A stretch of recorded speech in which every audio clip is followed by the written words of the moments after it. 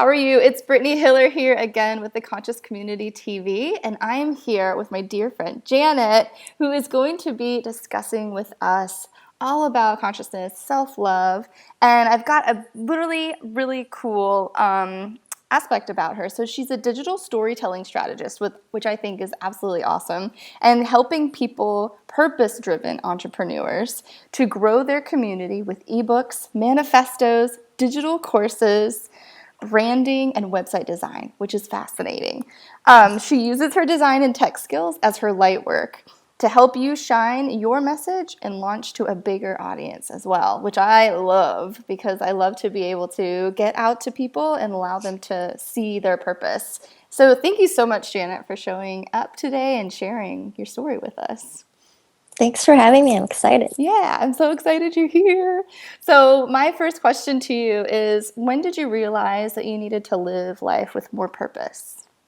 That was kind of my origin story around that is my version of Eat, Pray, Love, because it's always the breakup that gives you the creative muse. And then I had this inkling in my heart to move back to the Philippines because I was born there, but I was raised in Oregon, and I just needed to get back to my roots and visit the motherland and just figure that out. And I originally wanted it to be a year-long journey, and it was going to be like my career break sabbatical, and it ended up being 3 years living abroad and 1 year traveling, slow traveling kind of around the world. Wow. And so, yeah, that was like a rabbit hole that I went through. And yeah, in my journey, I was volunteering in slum schools in India. And then I went to a 4-month Buddhist monastery retreat. And then also walked Palawan Island in the Philippines. It was probably about 400 miles. I'm not really sure the exact official amount. So Wow. that's my Eat, Pray, Love. That's awesome. That's really awesome. And so, like, slum schools in India, how was that experience? That was like a volunteer experience. And so it's a bit fabricated in that way, but it was eye-opening to see. But also just that they were so very happy with what little they have. And so you could really see the joy in their eyes. That's fascinating. That's so fun because, here we are, we think we have to have all of these things in order to be happy, and reality is like the minimalist lifestyle is truly the happiest one. So that's fascinating. Yeah. And so when you did all of this traveling, I imagine you found out more and more and more about yourself and had a deeper relationship within yourself. So what in that traveling desired you to wake up to life? Yeah, it was just that finding, I like to find things through what I don't like versus what I do like. So kind of moving away from what I don't like. Awesome. And so I was just learning more about myself and who I want to be as a person and as a designer. And I was very confused. So that was already 8 years ago by now. And I didn't really know what I wanted to do other than the fact that I wanted to travel the world and I wanted to make a living through my art. And so it was kind of a very vague scenario. But even so, within those, 5-year time frame, I was able to do that.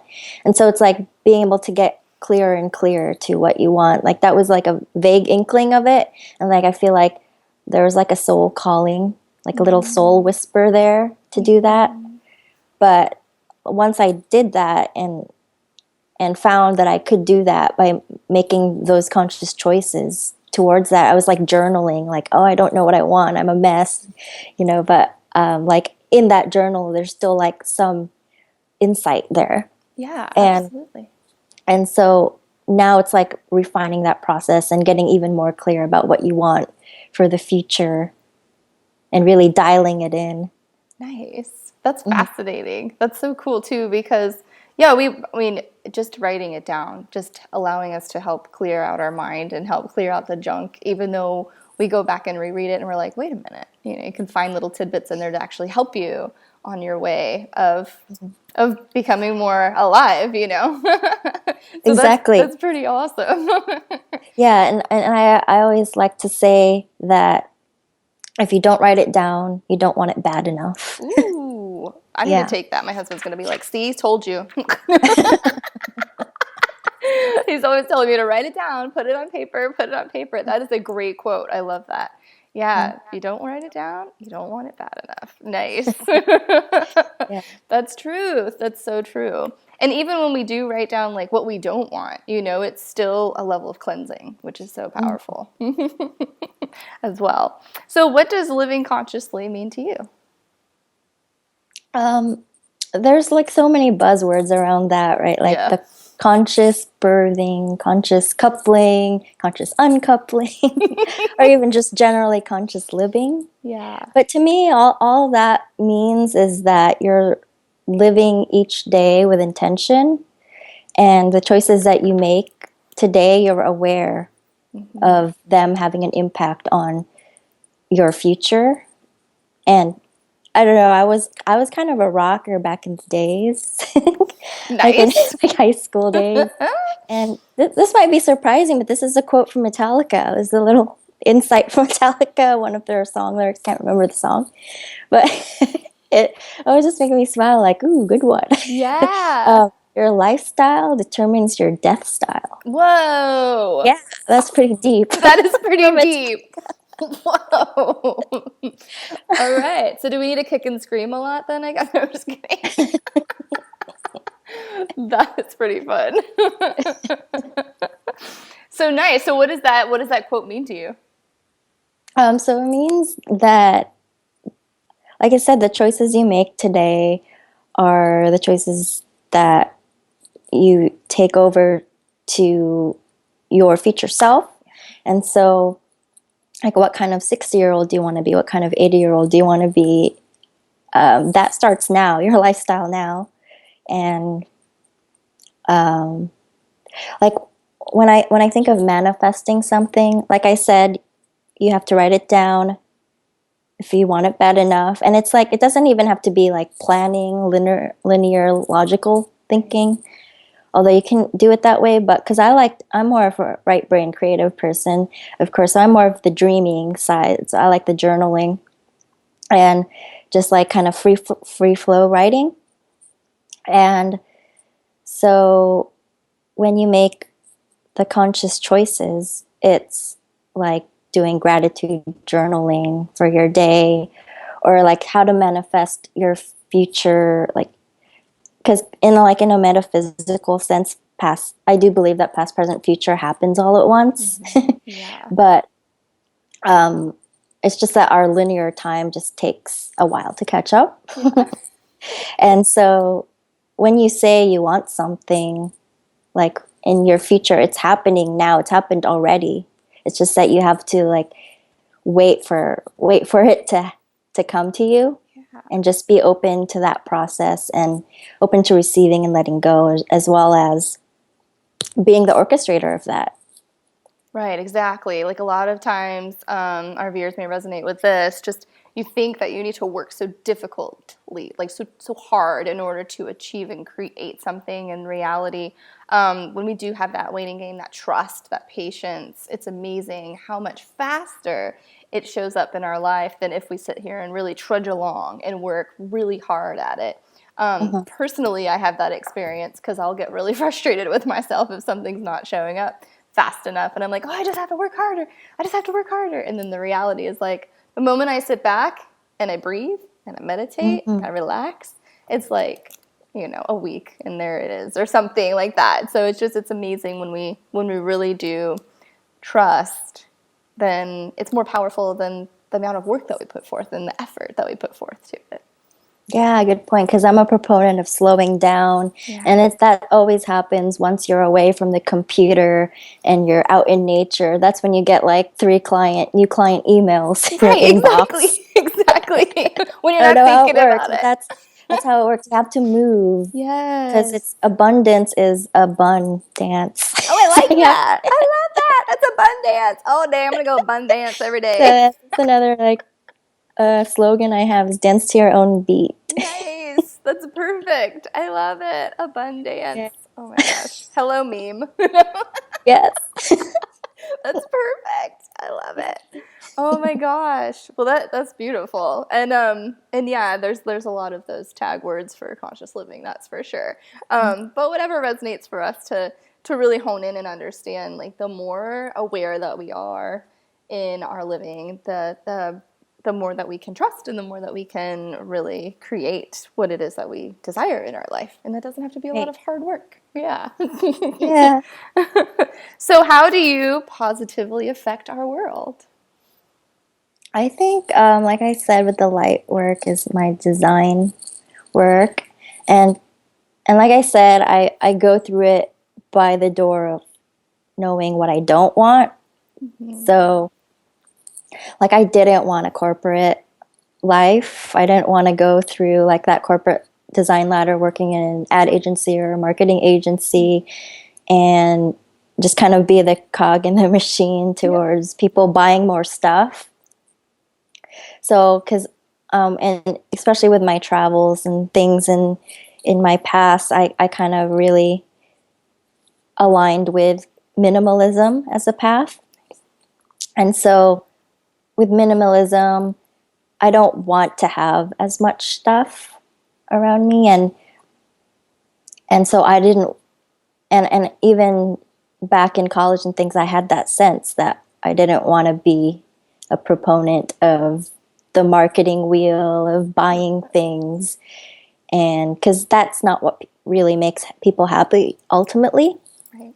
and and so I want to help people in other ways. I thought for a while that graphic design wasn't even a path for me because I didn't really see any other alternatives. But just going through my own path, my own way at it, and working with the clients that I do have, like in the spiritual growth or health and wellness niches, that makes me feel better about what I do. And so it's more about like helping people with experiences, buying transformative experiences rather than buying stuff. Yeah. I like that. I like that a lot. Transformative experiences where it's like not necessarily life changing, but it adds depth to life instead of, yeah, Mm-hmm. just things that it's like, why did I buy that? I Right. get it. So cool. Thanks for sharing that. Yeah. Um, So I would love to know a little bit more about your gift, which sounds Okay. awesome, a manifesto workbook. Tell our viewers here what they can expect when they go to download that bad boy. Mm-hmm. Well, it's kind of like my little origin story workbook and like talking about the big vision behind why you do what you do, and so that big why behind your business, and it's also like talks about the origin story and like brand storytelling and things like that, Awesome. and So just even making if, sure that your business is aligned to your values. nice. So for our friends out there who don't necessarily have a business yet, this would be a great way for them to discover more about themselves, right? Even if they were interested in creating Mhm. something down the way. Yeah, it's a great for no matter what stage you're at, because it's always good to like check back at where you're at if you do have a business, or it's great if you're a beginner, then you can start clean. Yeah.